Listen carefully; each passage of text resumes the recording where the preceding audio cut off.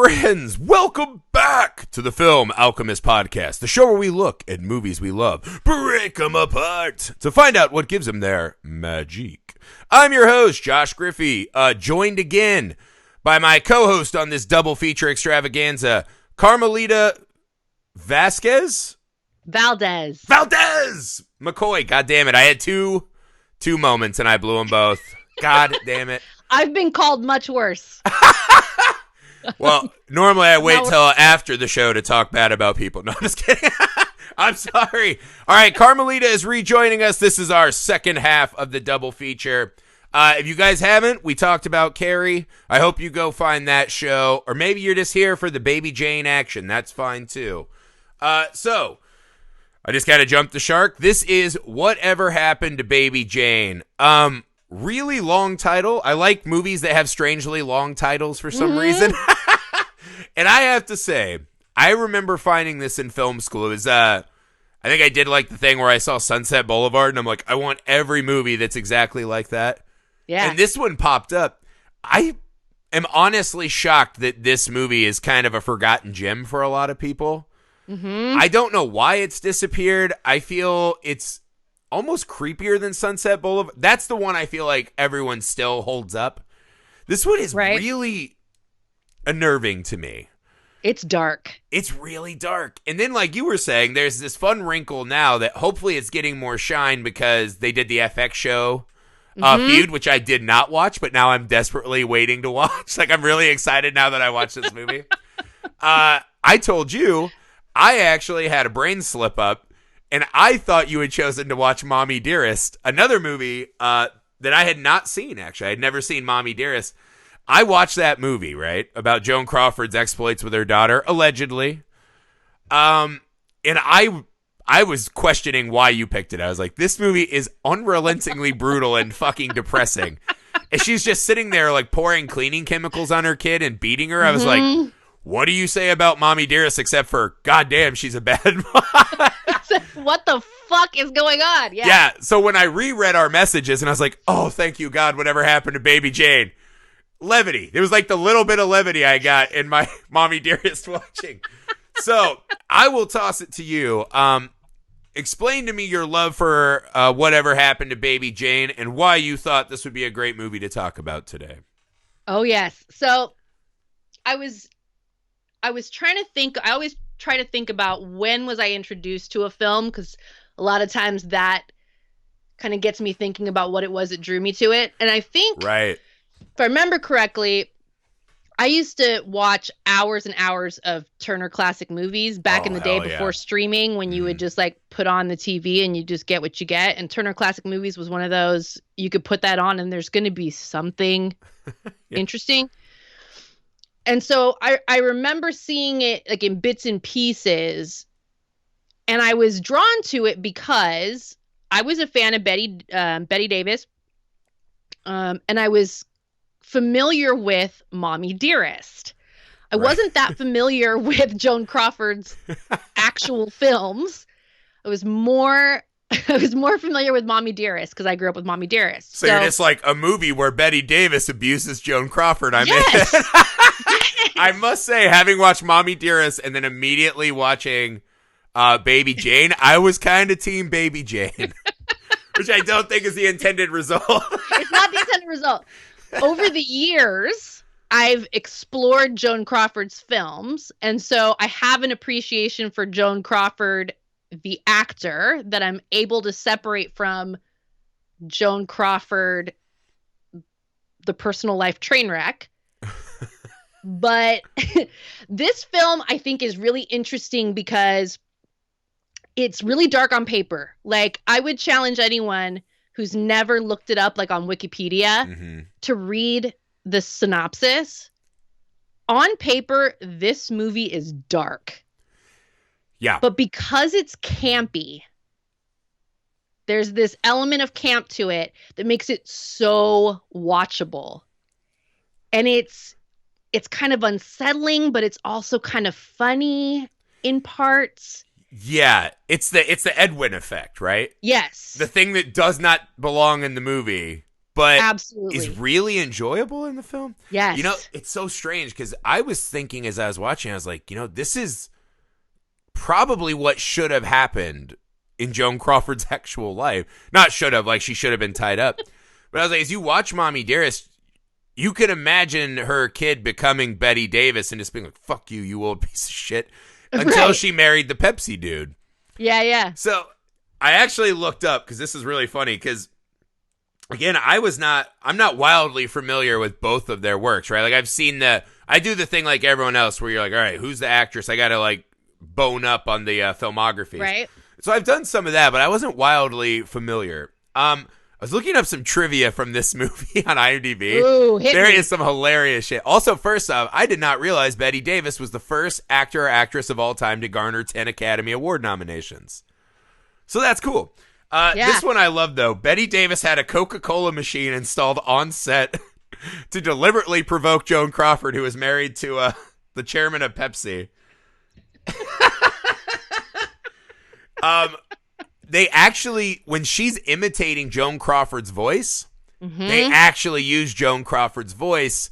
What I read is that Joan Crawford's like, I'm not letting her do an impression of me on camera, which I'll actually get to because I think the camera or the impression scene is really good. God, what's the other one I read that was cracking me up? I'll find it later. But that Coca-Cola machine. Yes. The Coca-Cola and you're not allowed to do impressions of me. It just sets a really good headspace for the kind of feud that was happening during this set. It's one of those movies where I can't believe that there was no actual physical violence that erupted. I know they were both old ladies at the point, but the vitriol and the hatred is real. It's so palpable. Fucking real, especially Betty Davis, right? Crawford has to dial it back a little, but Betty Davis, I mean, I don't even know. Obviously, she's a very acclaimed actress, but it just feels all the way like, oh, this is the most fun she's ever had in a movie. Yeah, it's really cool if you explore a little the films they did earlier in their careers, and they had lengthy careers. Yeah. And they had both been like very glamorous, sophisticated celebrities and acclaimed actors, and they're taken very seriously. And by the time this film comes around, they're in their 50s. I think Joan Crawford was in her late 50s and Betty Davis was like in her mid 50s. And, you know, the parts aren't the same. You kind of become invisible. Mm-hmm. You don't have the same sex appeal, all that kind of stuff. It's like, you know, what parts do you get at that point? Playing someone's grandmother or, you know, whatever. Especially back then. Yeah, most definitely. And so this movie gives them so much to do. Yeah. And I love that they just went for it. Yeah. My understanding is that Betty Davis did her makeup, like that makeup, the way that it's executed was her idea for Baby Jane. That really garish, almost like stage makeup, but like around the house. She almost looks like a wax figure, like a melted wax figure of the Baby Jane doll. It's what I love. Like, I mean, you set a really good stage in what you just said, right? The fact that here are two women who desperately hate each other. They're at the end of their run. And their last chance at a good role is, will you be on stage with your nemesis, right? Mm-hmm. And kind of sitting there and acting out your real life. You know? Yeah. This whole, you know, I mean, again, it just so much reminded me of the Mommy Dearest movie. Because it is just this, you know, at a certain point, they're just like, all right, bye. And it gets into this psyche of how there's this thing that they do in the movie a lot with, especially Baby Jane, which is when an actor stops acting and looks in the mirror, what the fuck do they see? And this movie does this to terrifying effect a couple times. The most notable is kind of, I think it's about halfway through the movie, when she's kind of singing as Baby Jane. And this is one of those great, like, I love these old black and white studio things. I just love them. But she's singing the Letter to Daddy, and the voice is just gone. It's horrendous to watch. That song, by the way, terrifying. Like, even when It's she sings creepy. it as a cute kid, I was like, oh, God, what? Like, you guys are Yeah. watching this? Is it family enjoyment? Like, Jesus Christ. Maybe I'm extra sensitive as a dad. I was like, don't be writing to me. That's weird. I'm dead. No, it's weird. And if you notice later when Edwin is there looking at all the sheet music, like all her songs are like songs to Daddy. Yeah. Because Yeah. her dad is the one. Yeah, we'll get into her psyche a little more. We'll get there. The shot, though, and this is the shot of the movie to me, is when she's singing her song, and it's kind of the first time we see her dust off the old act.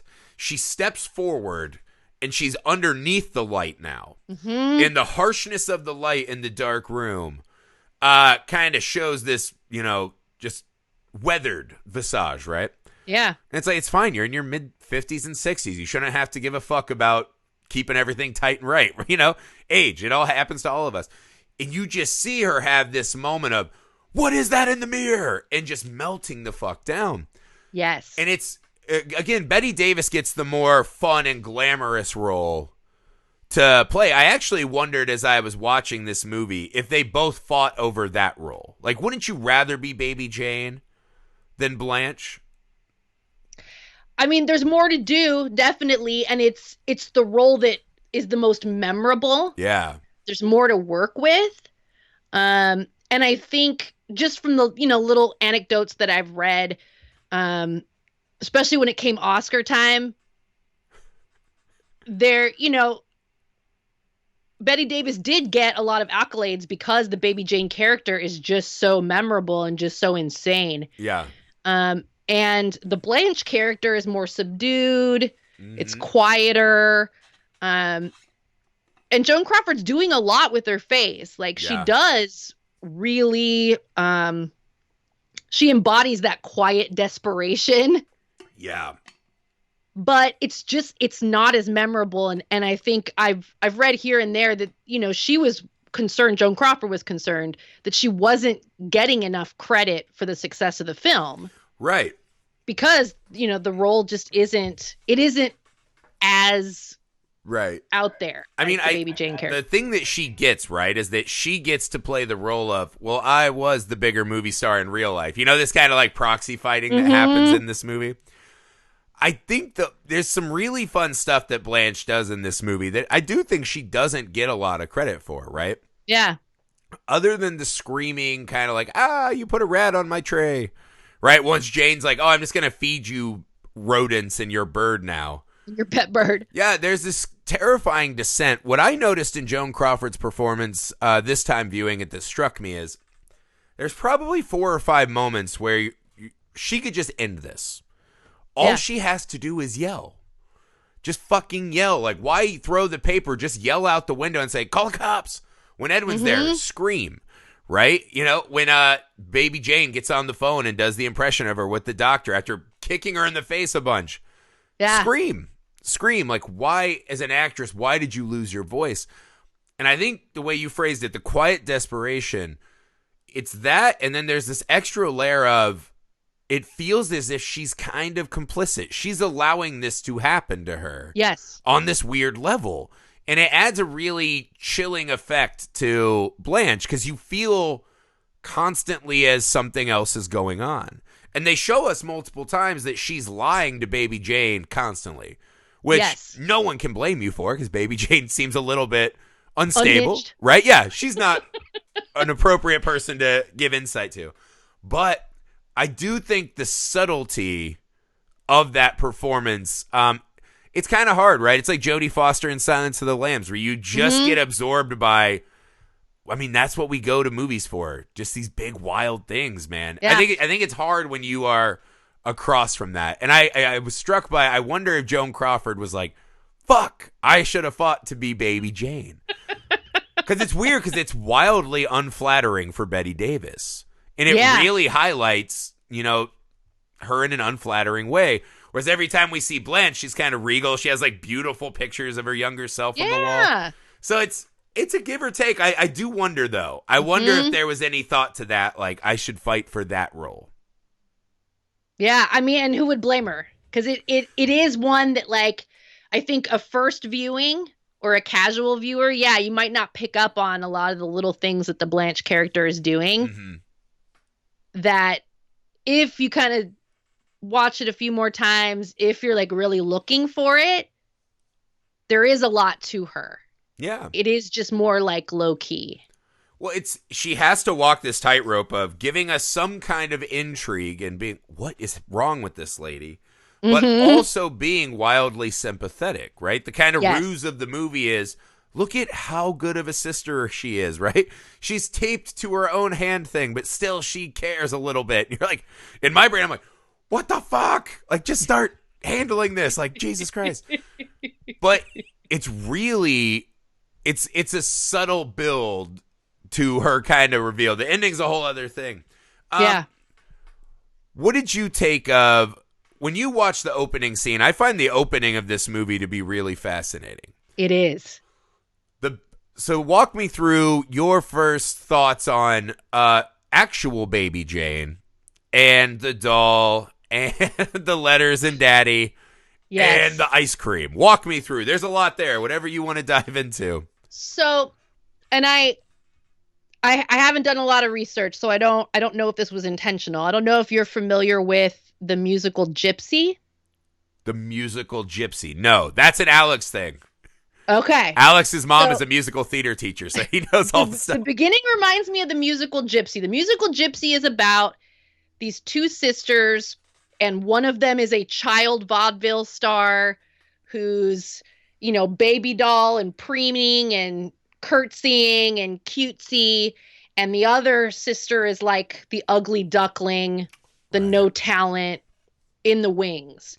And it gives me a lot of those feelings, but this one takes it to, like, you get it all distilled. Instead of needing a 2-hour movie to do it, it's all distilled in this one scene, it's one sequence, and you see that, I love that little baby Jane, she's in her little ringlets and her little sweet dress, and it's all white and pastels.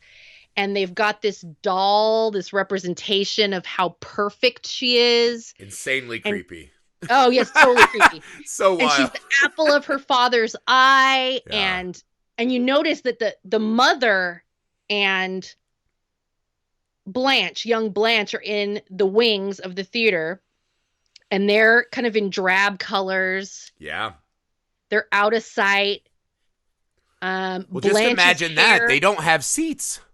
Yeah, they don't have seats. They're That's just a visual there. cue right away to what the fuck is happening in this. Like, absolutely. They've seen this act how many times, right? Like, why are they forced to stand in the wings? Yeah, it's crazy. And so one of the things I love is that, as they're making their way out of the theater and little baby Jane wants ice cream, and everyone's kowtowing to this child because she's the family meal ticket. Yeah. Well, this is the great moment, right? See, that part is brilliant because on the stage, remember when the dad went out and she like missed her cue, right? Like his moment to like link with her, she kind of blew it off. Like, I'm still the star. She's spinning around, and you can see the dad like, that little piece of shit. But then he goes to the piano and gets back, and the moment I love, right, is when they go outside and she's like, I want fucking ice cream now, and he's just like, all right, trying to be cool because he knows this is bad for business. Yeah. And then he's like, well, okay, you and your sister can get ice cream. And she's trying to be cool, Blanche. She's like, you know what, I'm good. He's like, what are you doing? And he snaps on her in an instant. Yes. I am obsessed with this era of filmmaking. I just feel like there was a lot more precision in script writing, right? That moment is so scalpel sharp. Yes. And it expands such a wound that we can fucking fill with so much of what the kind of pathology of this family is. I love those moments, and this movie is loaded with them. But it also shows, because it's this cool moment that shows you too, right? The dad is hurt, and the dad, you can imagine the wife, right? Like, oh, he only likes the daughter. They probably work together all the time. She has to be pampered. I can't parent that. Like, you can't parent baby Jane. Right. Right? You can't respect the dad for what he's doing. Blanche is always getting screamed at because she's not the talent. It's just so, but what I like about it too is it sets up this neuroses baby Jane down the road really well. Well, and two, after that outburst and the father yells at Blanche, then the mother steps in and says, someday I hope that you'll be, I'm paraphrasing, I Oh don't remember the yeah. exact line. Yeah, I hope it's that if once you'll all the be, spotlight's on you, I yes, hope you'll you'll be be kinder to them. kinder. Yeah, kinder to them than they are with you. This got back to me because I'm so glad you brought that up. I had totally forgot about it. But this is a moment I think is wildly important to the Joan Crawford arc we were talking about. Mm-hmm. So in that moment, because there's this wild disconnect with me that I didn't piece together till near the end of the movie, when Blanche, the fact that the mom said, I hope you'll be kinder to them, right? It's the fact that she's just that kind of decent lady in this circumstance is strange. But when Blanche says, oh, I'll never forget, it's like a dun, dun, dun. Yeah. And we cut to the rest of the movie, Joan Crawford's being so genial. Mm-hmm. Even as it's getting worse and worse, she's like, I don't want to tell baby Jane I'm trying to put her in an asylum. I don't want to tell her I'm selling the house out from under her. Yep. She's afraid, but also kind of like tiptoeing around these issues, right? That threw me for a loop, right? Because she was so mad. It was something that started nagging me about halfway through the movie as I'm like, where was that fire? And why did she forget? What did that moment do for you as you were watching the movie? It's, especially now with repeat viewings, like I zeroed in on that because I think it sets up for Blanche the push and pull that she's going to have the rest of her life. Yeah. And so, she's keenly aware that baby Jane is the pampered star and that she's the second class citizen. Mm-hmm. And she's been tasked by her mother to be the kinder one. And so I think it's something that she struggles with, and you see her kind of go back and forth. Like there's a moment later in the film where she is confronting baby Jane about why are you making me afraid to eat? And right. What's up with the phone? And she's questioning her, she's challenging her for once. And she is accusing her, like, why are you being like this to me? And baby Jane's like, being like what? And it's like she can't even verbalize it. Like the anger is there, right? But it's like she won't fully give into it. And I think it's not till we get further down that we find out that they've had this weird tit for tat where they've taken turns depending on each other. Mm-hmm. And she, I think, always goes back to that, I'm going to be nicer to them than they were to me. But there's all this passive aggressive, like just weird shit going on. I think that's the thing I latched onto is it's that movie where I'm waiting for the catharsis, right? Where I'm like, fucking scream, yell at her, give it to her. Like, what are you doing, right? You said you'd never forget. Be angry. And the thing they do that is clever, right, is they swing it back where we know that Blanche was obviously the biggest movie star, right? And baby Jane was not, right? We watch her bomb and they're like, we got to get rid of this fucking dead weight, whatever. Yeah. Then we see a car crash happens, and next thing you know, they've debilitated Blanche, right? Now she's in a wheelchair, she's crippled and paralyzed. So it's a clever trick because there is this level of now Blanche is afraid, right? Both physically and it's very important that she has someone who can actually take care of her. Yeah. As you go through the movie, though, I think this is one of the things that I would give Joan Crawford immense credit for is the longer you watch into this movie, you can imagine there's some part of her that loves that baby Jane has to fucking bring her food. And you see her loving pressing that fucking buzzer, right? She doesn't press it once. It's da-da-da-da-da. That to me is the cue of the movie of there's something darker going on with Blanche in this movie. The buzzer, she keeps hitting it, and you're listening to it, and it's like you're just like, this is gonna set her off. Exactly, but that's what I mean. Because even me, you're like, well, now I'm back with Jane. It's like, stop bringing the fucking buzzer. Like, what the fuck is wrong with you? But Jane is doing all this shady stuff where you're like, okay, it's just but that's what I think is really clever is they build in this obvious kind of battle, right? Which is a crippled lady who wants to sell her house, and the sister who realizes it's coming to an end and wants to, take more for herself. And once you realize there's this extra needling going on, right? It's almost like, imagine Cinderella's stepsister, right? They fucked with her whole life. Mm-hmm. Now she got the glass slipper and the prince, and she's like, hey, I'm going to make sure that my royal carriage goes past your house once a week. That is the best revenge. Oh, yeah. In a way. And because this is the other question that struck me early in the movie is, why the fuck does baby Jane live in this house? Yeah. Like, why would she? Because by the end of the movie, she's fighting desperately to keep this house. She does the classic thing that Jane does this whole movie, which is reinvent her narrative, by kind of separating, into like the baby Jane persona. And she's like, oh, my money bought this house. Daddy bought me this house, right? She rewrites her dad as this chivalrous hero instead of her whipping boy. So there's a lot of that going on. But as a viewer, I was sitting there wondering, why would Jane so desperately want to be in this house? What are your opinions on that? And this is one of the cool things about the movie, right? Because, yeah, you're watching it and you're like, surely at one point there was enough money that Blanche could have had someone in there to care for her.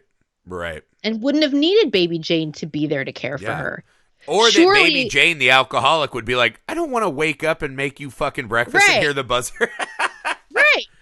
Surely at some point you would have had the means to put one of those staircase.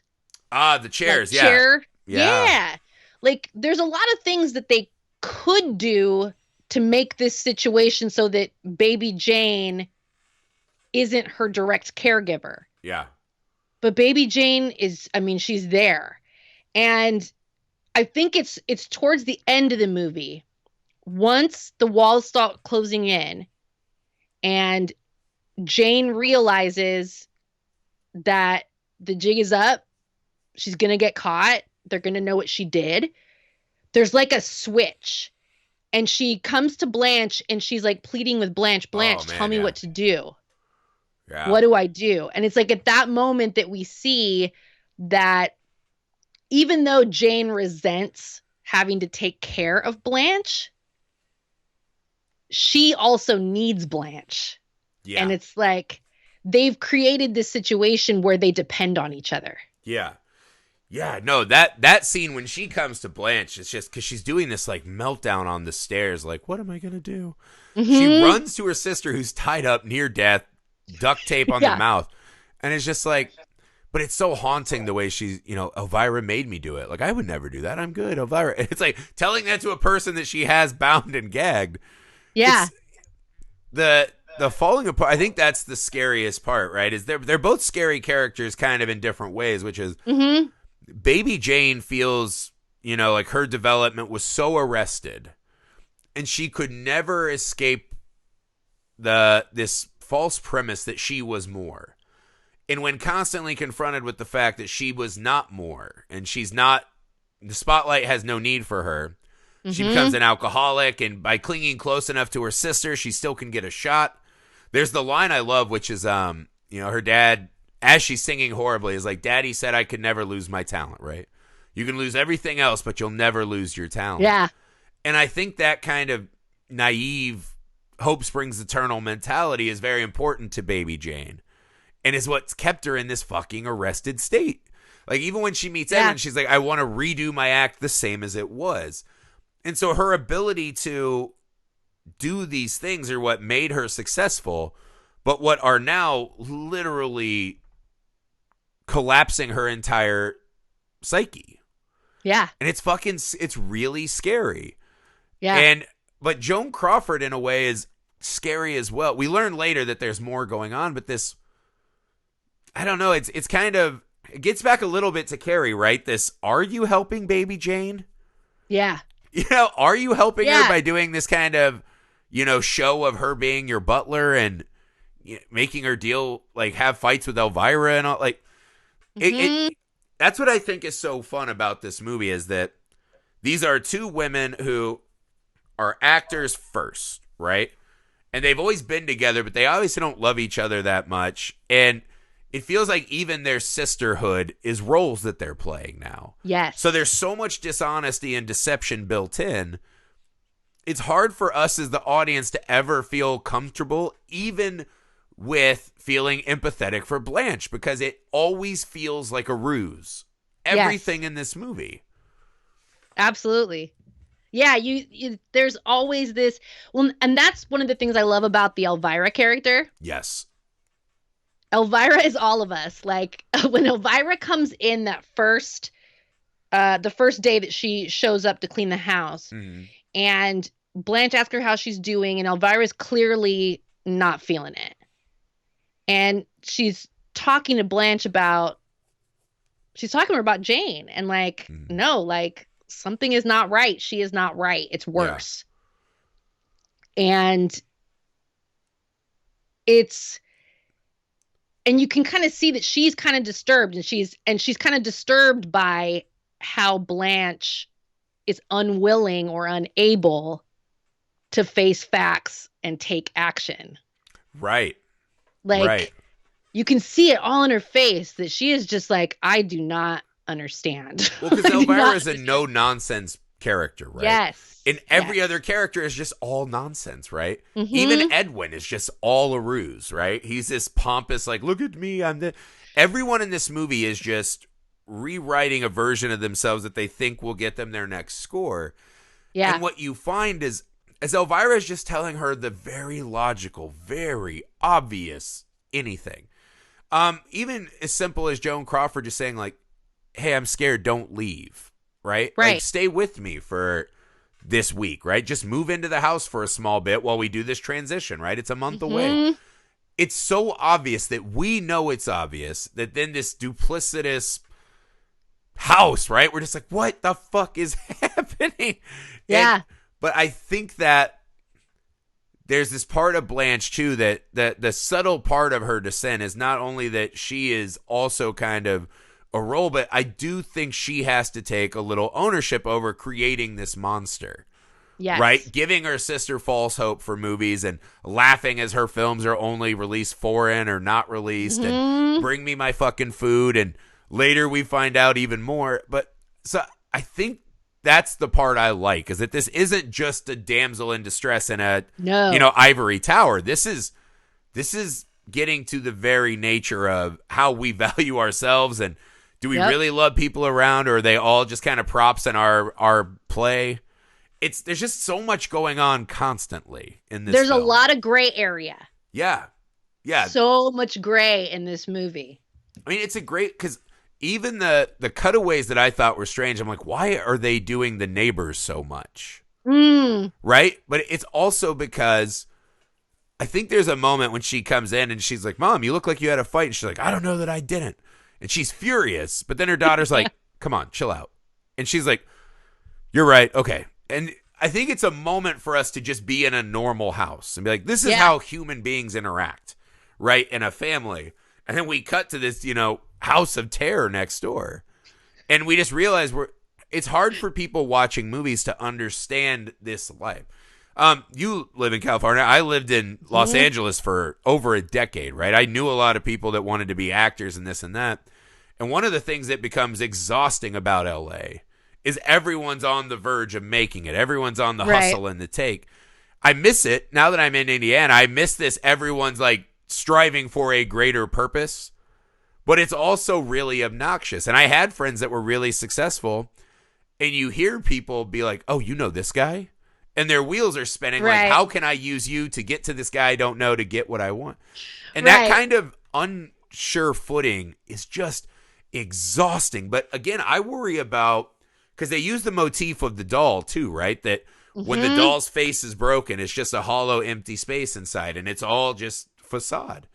Is when your whole life is that game, is I'm only as valuable as people watching me, right? Yes. Because we see Joan Crawford with the fan mailer. Oh, the neighbor lady liked my movie. That mattered enormously to her. Yes. Right? Both for her and the fact that they didn't love Jane. Yeah. So Well, there's and just she's this watching her emptiness. film. It's playing on the TV and she's watching herself. Yeah. Yeah. But I love that moment. Just just knowing that the neighbor lady liked it enough to come knock on the door. You're like, oh my God, it's kind of sad. Like, it's kind of sad, right? I mean, that's what I think is fun, is that you get the feeling that I don't know who either of these women are by the end of the movie. Yeah. Well, and they don't either. Yeah. I'm like, are they just actual baby Jane, and who's Blanche by the end? I was like, is it the kid Blanche? Is it the movie star Blanche? The genial sister? Like, she's a little more gray area. Baby Jane, you're like, oh, she's just gone. She's fucking gone. I think one of my favorite moments is at the end when Blanche comes clean. Okay, you're talking about on the beach, right? Yes, on the beach. Let me pause this and ask you a specific question. Okay, please do. Do you like that ending? Do you like that beat in this story? You know, in other times that I've watched this, I've questioned, is this the best way for this to play out? Right. But this time, and in some of my most recent watches, thinking about the dynamic between the two of them and thinking about all that gray area and the tit for tat between these two sisters, I actually really like it. And I like, as she's telling the story of what happened that night, and she says, I crippled myself. Yeah. And for once, that is a good line. Matter of fact, like, that's like a literal truth. Mm-hmm. She crashed the car and caused herself to be injured and paraplegic. But she also, like, she continues to cripple herself by perpetuating this relationship with her sister. Right. Well, it's kind of a cyclical thing, right? She crippled herself and crippled her sister, completely broke her sister's psyche, that now she has to rely on. There's kind of this Frankenstein, like, I created the monster that's destroying me moment. Yep. What I dig about it, she has this line I adore, which is, you weren't ugly before. I even did that to you, right? Which is, you were a vapid piece of shit, right? Maybe really rude. You thought you were better. We found out she was punching set security guards and, maybe had a drinking problem. But I love that you weren't ugly before, right? And you get the feeling she's not talking about, the look and the makeup. She's a twisted being inside now. Yeah. After that moment, she lost everything, right? That Blanche's wild success at least gave her something to anchor her to reality. And so I do think, and it explains a lot throughout the rest of the movie, right? That every time she wants to scream and it feels like she's choking it back, because she doesn't want to admit out loud that she's not the morally superior sister. Yes. I think I'm with you, because I was watching it today and I was like, that feels like one of those we need something shocking for the end, right? Like, we don't want to throw Joan off a bridge. We don't want to, see her dead. We need to give her something, so let's twist it up. But then the more I've sat with it, I think it has really fun ripple effects back throughout the rest of the story we've seen. Yeah. Yeah, that's a wild moment, because that just felt, when she said it, I had forgotten that was a thing. Because I hadn't seen this probably in like 15 years. I was like, what the fuck? I was like, she did it. Because I was like, how bad are these crime scene investigators? But then you're like, oh, she crawled up. Okay, the doll was broken. I've settled on, I like it a lot more, right? The more I sat with it today, I was like, that's actually pretty clever. And again, I like the playing to, I think a movie like this doesn't work if we just know that Joan Crawford is squeaky clean. Yeah. Like, she's the saintly sister who became famous, kept trying to give her sister a chance. Her sister crippled her, and then look at her, she's still trying to be good. Right. Nobody wants that. Yeah, it's not a fun, then it's just like a torturous movie. Yes. It reminds me, there's this movie I watched, it's called An American Crime. I think it's Kathleen Keener is it actually took place in Indiana. It's a real story. And she had these adopted kids and, just went apeshit. And so Ellen Page plays her daughter. And essentially, Kathleen Keener, to punish her, like ties her up in the basement, lets local boys have runs at her.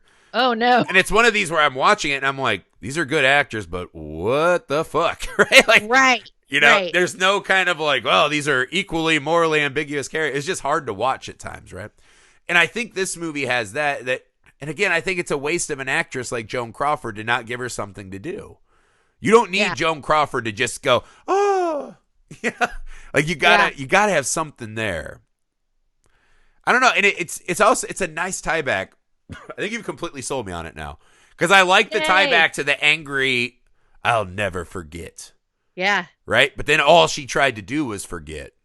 Mm-hmm. Oh man, I dig it. I dig it more now. Well, and when you get to that point, and if you think back on the movie, there's a couple of times where she brings up like, there's something I want to tell you.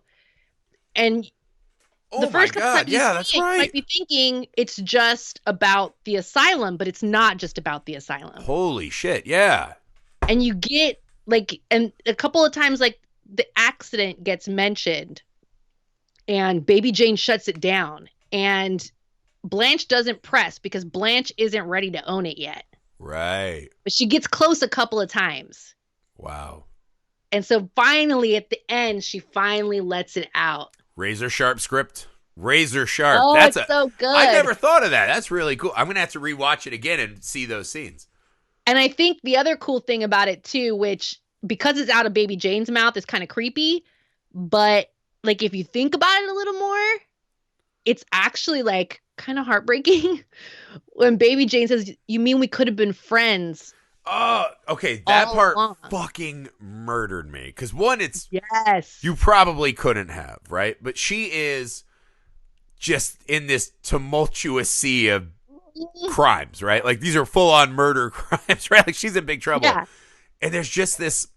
It's the weird thing that in saying that, Blanche fulfills her oath to her mom, not in the cynical way of I'll never forget, but she actually gives her sister one moment. She gives her that kind of life raft moment. Yeah. Where cling to this is you are fully losing your mind and are about to go to jail forever. And I'm about to die. Here's one act of decency.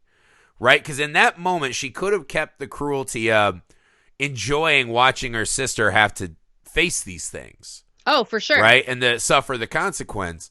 That moment, that line is devastating, right? We could have been friends.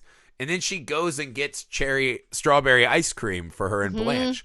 And you get the sense that she ordered the strawberries because that's what she thinks Blanche would like. Yeah. Right? Because she does I don't know what kind of flavor I want. It's like, come on. Everyone knows what flavor they want. Yeah. And it's just this fucking ultimately gut-wrenching moment of her. And the part that really seals it is when she is just surrounded by people, right? And the cops are telling her. And she just kind of starts dancing. Yeah. Just falls back into the Baby Jane defensive shell, right? Of I'll just do my act. So Carrie, we had spinning. We had spinning in Carrie. So this film we have spinning too. We have two earlier. Yeah, two. Earlier you've got Blanche spinning in her wheelchair. She's freaked out. She's like doesn't know what to do. She's hysterical. All that fear and whatever else she's feeling, which she hasn't eaten, and it's just bad news. Right. And then at the end, you have Baby Jane twirling, dancing, and she has this moment of just happiness. I wonder what that moment is. Yeah, like, could she actually be feeling happiness, or is this just like I need to vacate the headspace? Yeah. And Jane Hudson is gone, and now it's just Baby Jane, right? Yeah. Now she's just like a Batman villain. She's just this hollow void of crime that'll be in an asylum. But Blanche's spin is so much more fascinating at the point of the movie because it's just the futility of the gesture. She has so much going on, and she can't do anything. And it hits at that moment where it's like, you still have things you can do. Your windows are always open. You can go down those stairs, right? The fact that she never goes down the stairs, I think, is important, too. Because we see when Edwin comes in, right? Baby Jane has done the living room up with all Baby Jane pictures. You get the sense, that she might not have gone down those stairs since the accident. Yeah. That's not her place anymore, which is weird because it's her house and she's selling it. So there's just so much impotence in the Blanche, kind of struggle at this point that it's so fucking frustrating to watch. Like, even when Edwin's in the house, it's like when Blanche goes to get tea, start fucking screaming. But she doesn't. Oh, for sure. It's so, and I think that's kind of the cool, when you have two actresses of this caliber and you still believe in them to give you that one last great moment, you just let them. And I'm with you. I love the fact that it's just, you end the movie and you're like, oh God, they're all just kind of not great, right? There's no clear cut truth, because think about your own life, right? And I think of this in mine. I don't know a villain, right? But I know a lot of people that have done shitty things. Sure. And I'll still be friends with, and they'll hurt me again and keep doing shitty things. And I know a lot of people probably feel that way about me. And it's just, that's kind of how we all are. And what I like is that you do this kind of kabuki theater version of it with this movie. But in a way, when all of us leave our homes, right? How much of the day are any of us truly being authentically ourselves? Scary. Yeah. It's fucking scary, man. Just most of us don't have dolls of ourselves, I don't think this movie gets, because I hear this too, right? Like, I feel like it's not remembered by horror communities because it's kind of pedestrian and like, oh, she kills a lady with a hammer. I'm like, that's a big moment. It's a big moment. Imagine being like, I'm going to murder the maid with a hammer as I've tied my, like, these are actually, this gets back to what I talk about with some horror movie fans is there's this debate about what is actually scary. Right. And I was like Jason Voorhees is not scary to me because I don't camp, nor do I know zombies. Right. But I'm an adult. Everything is fucking terrifying when you have kids and a marriage and bills. Yeah. And this movie strikes on a lot of that, right? Like family troubles interfering in your day to day, the house, the this and that, the growing old and being useless, right? Like, yes. There's so much actual dread in this movie. One of my favorite parts is, so she's been served the parakeet. Yeah. Totally traumatized. Yeah. So the next time Blanche brings her food, she keeps, she puts her hand on the tray cover and taking it off, and she can't bring herself to uncover it. She's scared to eat. Yeah. She's scared of what's there. Yeah. Blanche has managed to make her afraid to eat. Yeah. And she can't go get her own food. And then nails it home by taking a bite of it the next day and then removing the tray. But that's what I mean, though, right? You nailed it. Yeah. When you imagine in your own home being afraid to eat, that's fucking terrifying. That's messed up. And I feel like this movie people, they don't give it the credit it deserves for how fucking scary this. I mean, this movie to me, that is my biggest fear, is just this loss of mind. Right. So there's a lot happening here that purely terrifies me. And again, I'm wildly uncomfortable with the way they just don't present like they're actually human beings and that they're always just trying to outact each other. Right. That's even a line in Mommy Dearest I thought about in this one, which is when the daughter's like, why did you adopt me? And she's like, I wanted something to love. And she goes, don't fucking act for me. And I was like, oh, fuck, so what a line, right? It's so good. It's so good. And that's what this movie is, right? Don't act for me. Just someone be honest. Someone be a real person in this movie. And who knows how this goes? I don't know. It's a very duplicitous film. And I like the gray area. I have a question for you. This is something that I was thinking about this time. I was thinking about Edwin Flagg. Yes, my boy. I loved Edwin. I loved Edwin Flagg. I was thinking about what function he serves in the film. And I was especially thinking about Edwin Flagg and the scenes with his mother. The scenes where he's at home with his mother. Tell me what you think about Edwin Flagg. I'm curious. First off, just a guy that I wish had been in more movies. I love his look.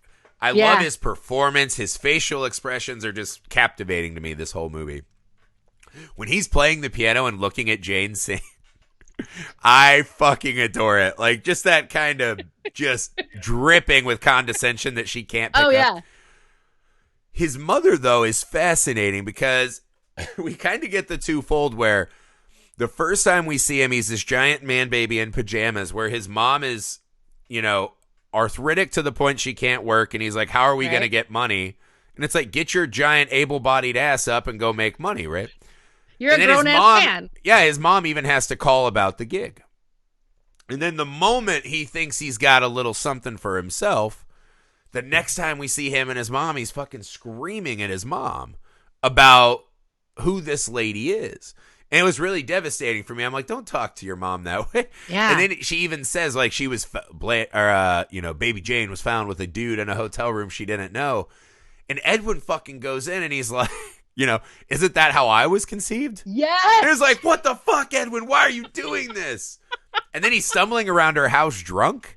So there's this weird, it shows again to a lesser degree the damage of people pretending to be what they're not. Yes. Because they're kind of this in-between of the Hudsons and the neighbors where they function very much like a real family, but are dysfunctional, and the dysfunction springs from, being facetious about what you're doing, right? Yeah. And who you are and your import. Yeah. And so it's a little less innocuous version of, I've taped my sister up and I'm starving her to death. Right. But it's still, it's a similar trajectory. It is. One of the things that really struck me this time around was that, it's clear when Edwin's in the house and he's with baby Jane, he, behind her back, he's making all these faces. It's clear he's not under any delusion about who baby Jane is. This is a paycheck. Yeah. He's going to tell her whatever she wants to hear. He wants to get paid up front. He's not actually trying to be friends with this woman. It's weird, though, because they play it a little bit, and I don't know if you got this. They play it a little bit like he's willing to do the boyfriend thing. If he has to. Yeah, right. That part, I was like, ooh, that's cringy, Edwin. And he lets his mother believe that's what's happening. Oh, my God. I didn't even think about that. Right, because he's like, we're going on date. Yes. Edwin, you scum. He's letting his mother believe that because it clearly bothers her. Right. Holy shit. It clearly bothers her that he could have interest or intentions with this woman. So she's kind of happy mom who's supporting her son, and then they fight about it when he might get his chance, and then she'll become old and forgotten. Yeah. There's a lot going on. There's a lot going on. The scene with Edwin that cracks me the fuck up is when he gets his baby Jane doll and he has this face of like, oh, thank you. And he has to pretend to care. But then when he sets her in the chair and he goes riding around with the like wrap on his head. Oh my God. Yeah. I was like, there's something about Edwin that is also kind of very repressed and sick of being this. Because he talks constantly about how he was English and his dad was nobility and his dad was an artist. And in this moment, he's just kind of like, nah, I'm just drunk and fucking around. And I love the way he just kind of casually throws about the baby Jane doll and then Jane herself when he goes upstairs. Yeah. And I think you get the sense that Edwin might be done forever with show business after this. He might be. Or this will be his I can write the tell-all book and he'll just be the new like baby Huey Jane. You know what I mean? Yeah. It could go either way. Yeah, that's actually really funny you mentioned that. The Edwin and his mom, there's a lot going on in those scenes. There's a lot going on in those scenes. And in previous viewings, I was always kind of like, does the movie need this? And I don't know if it does. He's so funny, too. Like, all those scenes are played for comedic beat. Yeah. And this is something I struggle with, because I'm not a huge fan of horrors and... Not whores, but you know what I mean? Horror and thrillers. Right. Just a clarification for our audience. That stop the pressure cooker to do jokes, right? Like, it's just, once I'm in the mystery, like, I want to see what Blanche is going through and how baby Jane's going to kill and keep hiding it. The interjection of Edwin becoming more comical as the movie goes on. Yeah. feels like such a weird choice, but I think what it does too is it lays bare the absurdity of these artist types. Yeah. Like Baby Jane letting him in, period, after Blanche says it might be Edwin. Yeah. The fact that she is so fucking deluded that she's like, I can perform my way out of this trouble, I think is an important moment. Yeah. Right? I don't know. It's one of those weird moments where as it gets more comedic, I don't think it really takes away from, it almost actually increases the drama, right? Because we're like, fuck, now someone's in there that's going to find the crimes. Even as it's a big drunken buffoon. Yes. Yeah, that's a really weird. I guess I never put enough stock in what Edwin's doing for the movie. And what he's doing. Well, I just have always liked the performance, but I never thought about it past that. Past the function. Well, and as you're talking, what comes to mind is that, like, the juxtaposition between Elvira and him. Yeah. Jane is doing everything she possibly can to get Elvira out of the house, because Elvira is what you see is what you get. She's a rational, a normal adult person, practical, well-adjusted person, for sure, who sniffs out that something's not right here. Edwin, on the other hand, he's got his own little flights of fancy going on. He's got his own weird, fake thing. Oh, for sure. So Baby Jane's willing to let him in, and she's thinking they can even be friends. And that is part of what opens the door for this whole thing to come out. And there's almost even more than friends, but like she sees him as almost a sycophant, right? Where, because he keeps stroking her ego and, I wish Daddy was here. I love this. There's the great scene, and this might be the best summary of kind of the artist Hollywood thing that they're trying to do. When her and Edwin are having their conversation, but they're talking past each other. Yes. Which is, oh, well, I know, because I used to do this and this. And then he's like, but my father... You know, and like they're talking kind of about the same things, but never through the conversations. They don't meld because they're constantly just giving their own, like, from my point of view. Right. And but see, that's what I mean. That's one of those subtle, it's cringy. You're like, oh God, it's so gross and uncomfortable. But that kind of scene is not going to get enough credit as it should. But those scenes laid out constantly as we are trapped in this house like Blanche really become overwhelming by the end. I think one of the most jarring things in the movie is when you're at the beach and you're just like, oh, thank God, like I can breathe again. You know what I mean? Yeah. Open space. Yeah. I think back too, because there's that and you're like, oh, I can breathe again. But then you're like, is she just dying on that beach? And then when Jane is bouncing the ball with those kids, you're like, oh, God, psychos and kids, like, this is all wrong. Those poor kids, like, those kids are traumatized. Can we throw away the murder ball? I'm over it. So if you had to wrap up, Carmelita, your kind of consensus on what you love about this movie and why you think people should go back and give it a rewatch, what would your summary be? I think Baby Jane, as an exploration of the human condition, is so worth the price of admission. You get stuff that's like truly unsettling, balanced with a little campy humor. This film is so rewatchable. Oh my God, yeah. And yeah, I mean, it's one that you can enjoy just like throwing popcorn in your mouth and laughing and commenting on all the insane stuff that happens, but you can also watch it by yourself and really dig into all the little details. There's so much there. Yeah. I would encourage people to go back and give it a shot. I think maybe it was the nature of it was harder to make movies back in this period. Mm-hmm. So I think there's something about when you had less products coming out, maybe more work went in before you started. there's just so many razor sharp things. Like just this is probably like the 4th or 5th time I've seen it, and I learned new things today just talking to you because something you saw.